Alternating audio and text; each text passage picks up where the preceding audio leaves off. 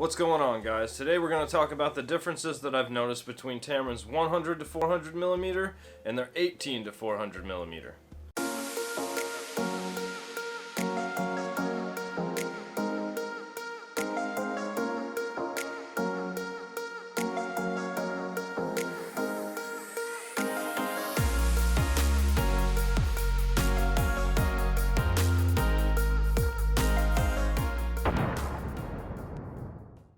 Okay, so I've been using this for the last couple of months. This is Tamron's 100 to 400 millimeter, and my girlfriend recently picked up their 18 to 400 millimeter, which is really cool.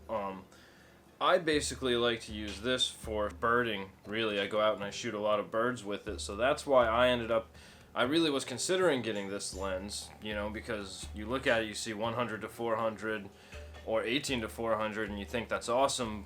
But I'm looking up some of the reviews, and everyone's kind of saying that this is going to do a better job at the further focal range, but they're not saying why or really have used it. They're just saying that they believe that's going to be the case because it's a 100 to 400 instead of an 18 to 400, and you're going to make compromises for that larger focal length. But after using the two, the biggest difference that I notice isn't in image quality. I really think the image quality is more or less the same. They're both really sharp. They both look really good. They both have the same apertures, basically. When you get out there, you're at 6.3, which is the biggest thing that's going to matter to you. But what I have noticed the biggest difference is in their autofocus system. There was this one time where a great blue heron flew really close to us, but it flew by us pretty quickly. And both my girlfriend and I are there. We both use the Canon M50s, so we have basically the same settings going.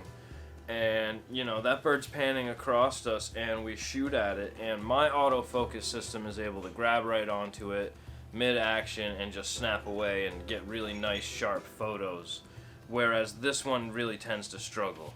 I also noticed that it's noisier, which may or may not be a big deal to you. I do some video stuff with it, so that kind of matters to me, that this is going to be a little bit quieter because it is nice. So that's really the biggest difference. Is I've noticed that the autofocus tends to lack a little bit. It's a little bit noisier. Other than that, the image quality is awesome. As you can see, it's definitely a lot smaller. It's definitely a lot lighter. So like, my girlfriend wanted it because she wanted kind of an all-around lens that she can carry all the time. So this thing really fits the bill perfectly, and she's actually really happy with it. She loves it.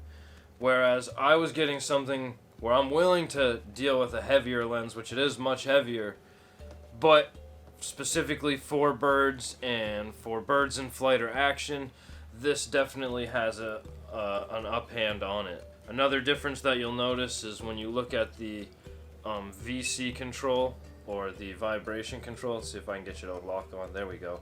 So you see that the vibration control here has 3 modes, whereas this one is, there we go, this one only has 2 modes. Okay, so the third mode that you're missing, or the second mode that you're missing, however you look at it, is basically made for panning.